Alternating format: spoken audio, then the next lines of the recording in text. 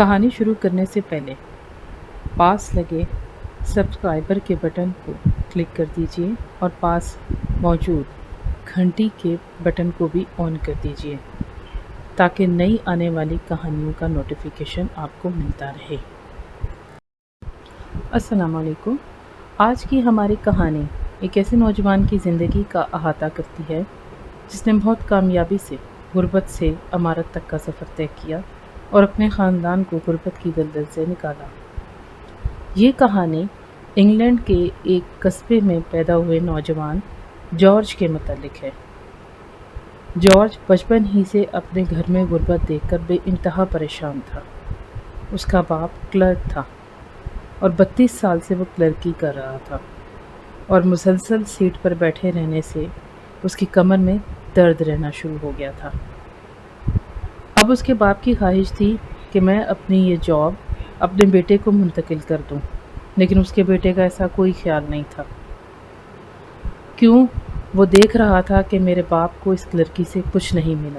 ساری زندگی کلرکی کر کے بھی ہمارے گھر میں کوئی تبدیلی نہیں آئی، جس کی وجہ سے اس نے سوچ لیا تھا کہ وہ ہندوستان جائے گا اور وہاں جا کر کچھ کرے گا۔ یہ اس وقت کی بات ہے جب ہندوستان تقسیم نہیں ہوا تھا۔ متحدہ ہندوستان کا دور تھا اور برصغیر پر انگریزوں کی حکمرانی تھی۔ انگریزوں کی حکمرانی برصغیر پر ہی نہیں بلکہ اس کے ساتھ ساتھ سری لنکا، افریقہ بھی ان کے قبضے میں تھے۔ برما کے وسیع جنگلات، انڈیا کے وسیع جنگلات اور وسیع معدنی ذخائر انہی کے توسط میں تھے۔ جارج یہ سب کچھ جان چکا تھا، اس لیے وہ چاہتا تھا کہ وہاں جائے کیونکہ وہاں پر انگریزوں کے لیے بہت زیادہ مواقع تھے۔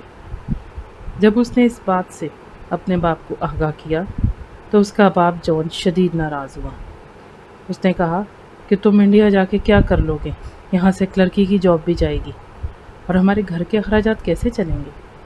تو پھر اس نے اپنے باپ سے کہا کہ آپ نے اتنے سال کلرکی کر کے کیا لے لیا؟ کیا ملا آپ کو؟ آپ آج بھی کلرک ہیں، بہت تھوڑی پینشن ملے گی آپ کو اور اسی میں آپ خوش ہو جائیں گے اور آپ چاہ رہے ہیں میں بھی یہی زندگی گزاروں؟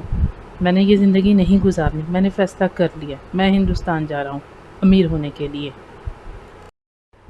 اگلے دن اس کے باپ نے انتہائی غصے میں کھانے کی ٹیبل پر یہ بات ڈسکس کی۔ اپنی بیوی اور بیٹی کو بھی اس نے اعتماد میں لیا اور جارج کو سمجھانے کی کوشش کی، لیکن جب سب کے سامنے جارج نے اپنا فیصلہ سنایا تو اس کا باپ خاموش ہو گیا۔ لیکن اس کی ماں نے کہا کہ تمہاری سوچ اچھی ہے، تم ترقی کرنا چاہتے ہو، ان حالات سے نکلنا چاہتے ہو، تم کوشش کر کے دیکھو۔ اس کی بہن نے بھی اس کا ساتھ دیا۔ جب اس کے باپ نے دیکھ لیا کہ میری تو نہیں چلنے والی تو پھر وہ خاموش ہو گیا۔ جارج نے اس کو کہا کہ آپ پریشان نہ ہوں، جانے کے لیے انتظامات کس طرح ہوں گے اس کا فیصلہ میں بہت پہلے ہی کر چکا ہوں۔ میں نے تھوڑے تھوڑے کر کے اتنے پیسے اکٹھے کر لیے ہیں کہ وہاں پہنچنے کے لیے بحری جہاز کا کرایہ اور وہاں پہ مناسب رہائش کا بندوبست ہو جائے گا۔ یہ سن کر اس کا باپ کچھ مطمئن ہوا۔ پھر آخر ایک دن اس نے سب کو الوداع کہا اور ہندوستان کے لیے رخت سفر باندھا۔ آخر دسمبر کی ایک سرد شام وہ ساحل سمندر پر موجود تھا۔ اپنے والدین سے آخری وداع لیتا ہوا وہ بحری جہاز میں سوار ہوا اور بحری جہاز نے سیدھا ہندوستان کے شہر دہلی میں ہی لنگر انداز ہونا تھا۔ اس نے دہلی کے بارے میں بہت سی داستانیں بھی سن رکھی تھیں۔ انگلینڈ کی ٹھٹھرتی سردی سے نکلتے وقت اس نے سوچا کہ ہندوستان کے بارے میں سنا ہے کہ بہت ہی گرم سرزمین ہے، اب اللہ ہی کے حوالے ہے کہ وہاں میرا گزارا کیسے ہوگا۔ یہ سوچ کر وہ اپنے کیبن میں گہری نیند سو گیا۔ آخر 15 سے 20 دن کے طویل سفر کے بعد وہ لوگ ہندوستان کے قریبی علاقے میں پہنچ گئے، لیکن دہلی ابھی دور تھا۔ یہاں پر ان کا پڑاؤ 1 ہفتے کا تھا۔ یہاں سے جب وہ آگے کی جانب روانہ ہوئے تو اس نے سوچا کہ اب تو موسم کافی بدل چکا ہے، انگلینڈ کی سردی سے ہم نکل آئے ہیں، اور یہاں پر اسے قدرے گرمی بھی محسوس ہوئی، لیکن موسم اتنا بھی گرم نہیں تھا، لیکن انگلینڈ جیسا سرد بھی نہیں تھا۔ خیر، ایک ہفتے بعد وہ دہلی کی سرزمین پر پہنچ گئے۔ جیسے ہی وہ دہلی کی سرزمین پر اترا، یہاں پر سورج کی روشنی دیکھ کر اس کی آنکھیں چھندے آ گئیں۔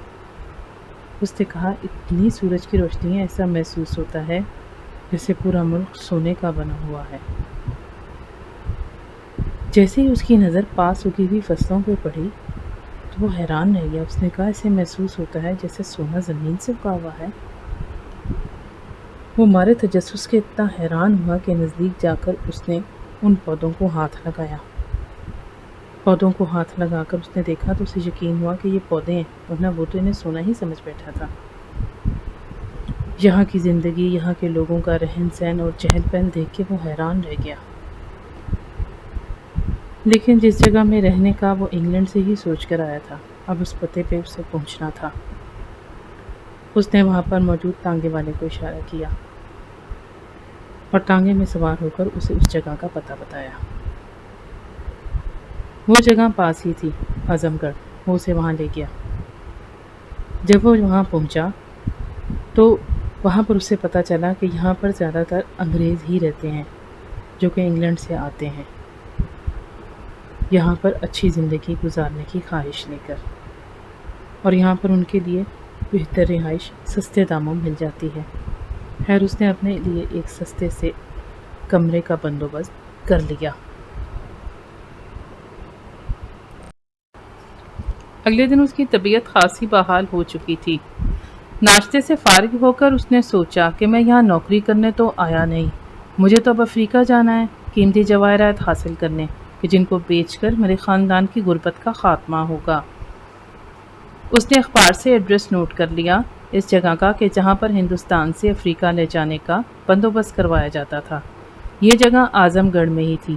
خیر، پھر سے وہ تانگے پر سوار ہوا۔ وہاں پہنچ کر اسے معلوم ہوا کہ اگلے 2 دن میں پھر اسے بحری جہاز سے افریقہ جانا ہے۔ وہاں پر کرایہ وغیرہ ادا کرنے کے بعد اس نے گھر کی لا لی۔ گھر پہنچ کر شام ہو چکی تھی۔ اس نے پھر سے سفر کے حساب سے ضروری سامان خریدا اور اپنا سامان باندھ دیا۔ 2 دن گزرنے کے بعد وہ ایک مرتبہ پھر بحری جہاز میں سوار ہو چکا تھا۔ وہاں اس کی دوستی اسی کے ملک کے نوجوان اسٹیفن سے ہوئی۔ وہ بھی اسی کی طرح انگلینڈ سے اپنی غربت ختم کرنے آیا تھا۔ ایک ہفتے کے بعد وہ لوگ افریقہ پہنچ چکے تھے۔ افریقہ میں اب انہیں اس جگہ کی تلاش تھی کہ جہاں پر اس مقام پر لے جانے کا بندوبست تھا، جہاں پر لوگ جا کر کھدائی کرتے اور ہیرے جواہرات حاصل کر کے اسے مہنگے داموں بیچ جا کرتے تھے۔ یہ ایک غیر قانونی کام تھا، مگر کسی حد تک اسے حکومتی سرپرستی بھی حاصل تھی۔ جارج کو اس بات کا بھی حوصلہ تھا کہ اب اسٹیفن بھی اس کے ساتھ ہے۔ ان دونوں نے اخبار سے اس جگہ کا ایڈریس لیا اور بذریعہ تانگا وہاں پہنچ گئے۔ وہاں پر لوگوں کے لیے بہت بہتر انتظامات کیے گئے تھے، مگر گرمی کی شدت سے لوگ بیمار ہو رہے تھے۔ انہوں نے بذریعہ بیل گاڑی وہاں تک جانا تھا، مگر شدید گرمی کے باعث اسٹیفن کا انتقال ہو گیا۔ اس نے مرنے سے پہلے اپنے روپے جارج کو دے دیے۔ جارج نے وہاں پہنچ کر کھدائی کی اور کچھ دنوں کے بعد اس نے بہت سے قیمتی پتھر حاصل کر لیے۔ اس کے بعد اس نے وہاں افریقہ میں ہی انہیں مہنگے داموں فروخت کر دیا۔ اب اس کے پاس اچھی خاصی رقم آ چکی تھی۔ اسے شروع سے ہی چائے کے باغات بہت پسند تھے، اس لیے اس نے سری لنکا کا رخ کیا۔ کچھ دن بحری جہاز کے سفر کے بعد وہ سری لنکا پہنچ گیا۔ وہاں جا کر اس نے شاندار حویلی بنوائی اور کندے کے مقام پر ایک بہت بڑا رقبہ چائے کے باغات کا خرید لیا۔ اب اس نے اپنے والدین کو بھی بلوا لیا، مگر اس کا باپ اب زندہ نہ تھا۔ اب زندگی بہت حسین تھی۔ نوکروں کی ایک فوج تھی جو ہر وقت اس کے پاس ہوتی، غرض دنیا کی ہر نعمت موجود تھی۔ اس نے اپنی بہن میری کی شادی کا اعلیٰ خاندان میں کر دی اور خود بھی اپنا گھر بسا لیا۔